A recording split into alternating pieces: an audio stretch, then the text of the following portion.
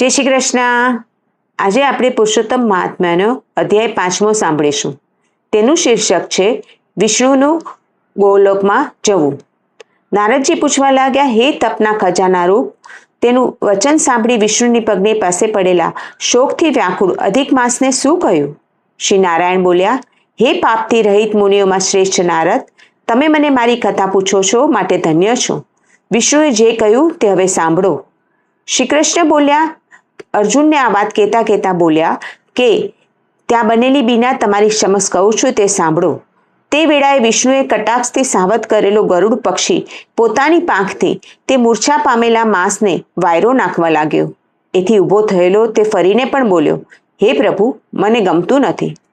અધિક માસે કહ્યું, હે જગતને બનાવનાર, રક્ષા કરો। હે જગતના પતિ વિષ્ણુ, મને પાડો। હે નાથ, શરણે આવ્યા છતાં મને કેમ ગણકારતા નથી? આ પ્રમાણે બોલી થરથર કંપતા તથા વારંવાર વલોપાત કરતા અધિક માસ પ્રત્યે વૈકુંઠમાં રહેનારા ઇન્દ્રિયોના નિયંતા વિષ્ણુ બોલ્યા, હે સ્વામીથી રહિત પુત્ર, ઊભો થા, ઊભો થા, તારું સારું થશે, ખેદ ન કર, પરંતુ તારું દુઃખ મહા કષ્ટથી મટે એવું મને લાગે છે।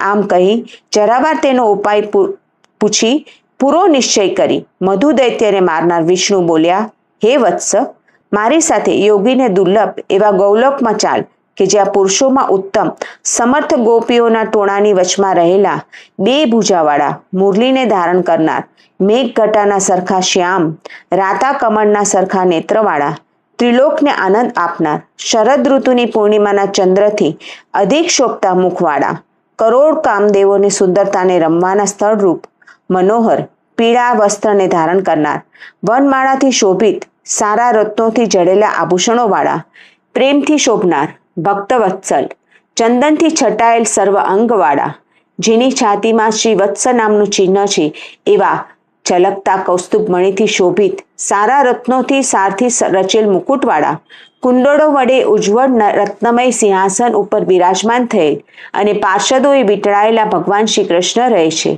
તે જ પરબ્રહ્મ પુરાણી પુરુષોમાં ઉત્તમ સ્વેચ્છામય સર્વના બીજરૂપ સર્વનો આધાર ઉત્તમથી ઉત્તમ ઈચ્છાથી રહિત અતિ પૂર્ણ પ્રભુ માયાથી પર નિર્ગુણ અને નિત્ય શરીરવાળા ઈશ્વર છે। ત્યાં જઈએ એટલે શ્રી કૃષ્ણ તારું દુઃખ ભાંગશે। શ્રી નારાયણ બોલ્યા। આવું કહી તેના ઉપર હાથ ધરી વિષ્ણુ ગોલોકમાં પધાર્યા। હે મુનિ, પૂર્વે પ્રલય સમયે જે એક અજ્ઞાનરૂપ ગાઢ અંધકારને ટાળનાર જ્ઞાનના માર્ગને પ્રકાશિત કરનાર તેજ રૂપ કરોડો સૂર્યના જેવો સત્ય સંખ્યાથી રહિત અને સર્વના કારણરૂપ હતો તે સ્વેચ્છાવાળા પ્રભુના અતિ સ્પષ્ટ મોરા તેજરૂપ છે। તેની અંદર મનને હરનારા 3 લોક છે।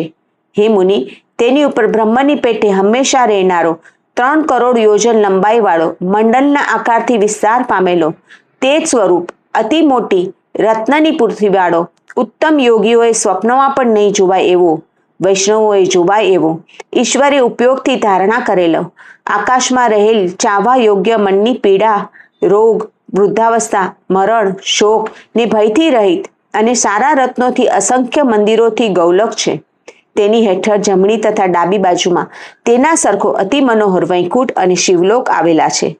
કરોડો યોજન વિસ્તાર પામેલો વૈકુંઠ લોક મંડળના સરખા આકારવાળો છે, જ્યાં શોભિત પિતાંબરવાળા સુંદર શંખ ચક્ર ગદા અને પદ્મને શોભથી યુક્ત 4 ભુજાવાળા વૈષ્ણવો તથા ઝાંઝર અને કટી મેખલાના અવાજવાળી લક્ષ્મી જેવી સઘળી સ્ત્રીઓ રહે છે। ડાબી તરફ કરોડો યોજનના વિસ્તારોમાં સૃષ્ટિમાં પ્રલયથી શૂન્ય પાર્ષદોએ વીટેલો શિવલોક છે, જ્યાં મહાભાગ્યવાન જટાજૂટવાળા ભસ્મથી ભરેલ સર્વ અંગવાળા સર્પ અને જનોઈને ધારણ કરનાર આઠમના ચંદ્ર સરખા કપાળવાળા જેના હાથમાં ત્રિશૂળ તથા પટ્ટીશ છે એવા ગંગાને ધારણ કરનાર 3 નેત્રવાળા જયથી શોભનારા સઘળા ગુણો વસે છે। ગૌલોકની અંદર અતિ મનોહર અતિ આનંદ હંમેશા દેનાર ઉત્તમ આનંદનું કારણ તે જ છે। તે જ આનંદને ઉત્પન્ન કરનાર ઉત્તમથી ઉત્તમ નિરાકાર ને યોગીઓ તેનું સદાકાળ જ્ઞાનરૂપ દ્રષ્ટિવાળા યોગથી ધ્યાન કરે છે।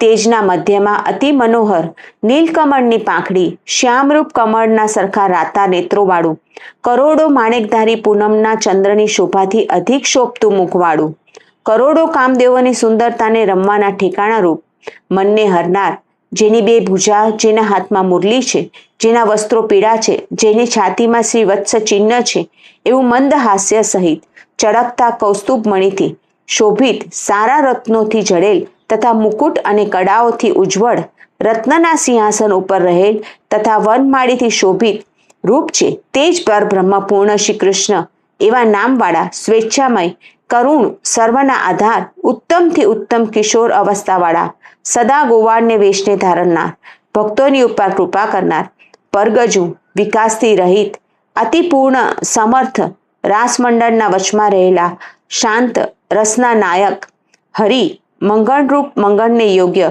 સર્વ કલ્યાણોના કલ્યાણરૂપ, અતિ આનંદથી શોભિત, સત્ય પાડવાપણાથી રહિત, અવિનાશી સઘળા સિદ્ધોના અધિપતિ, સમસ્ત સિદ્ધિઓ રૂપ સિદ્ધિને દેનાર, માયાવી ઈશ્વર, નિત્ય શરીરવાળા, પ્રથમ પુરુષ ન જણાય એવા ઇન્દ્રરૂપ, ઘણાઓએ સ્તુતિ કરેલા, શાંત, શાંતિપરાયણ, સ્વતંત્ર, એક પરમાત્માના સ્વરૂપને શાંત વૈષ્ણવો ધ્યાન કરે છે.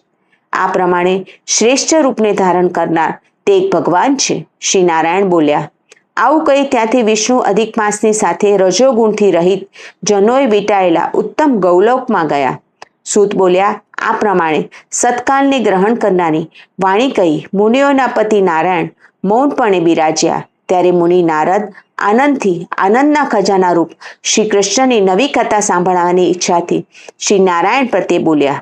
આ પ્રમાણે બૃહદ નારાયણમાં પુરાણમાં પુરુષોત્તમ મહાત્મ્યમાં વિષ્ણુનું ગૌલોકમાં જવું આ નામનો 5મો અધ્યાય પૂરો થયો. શ્રી પુરુષોત્તમ ભગવાન કી જય.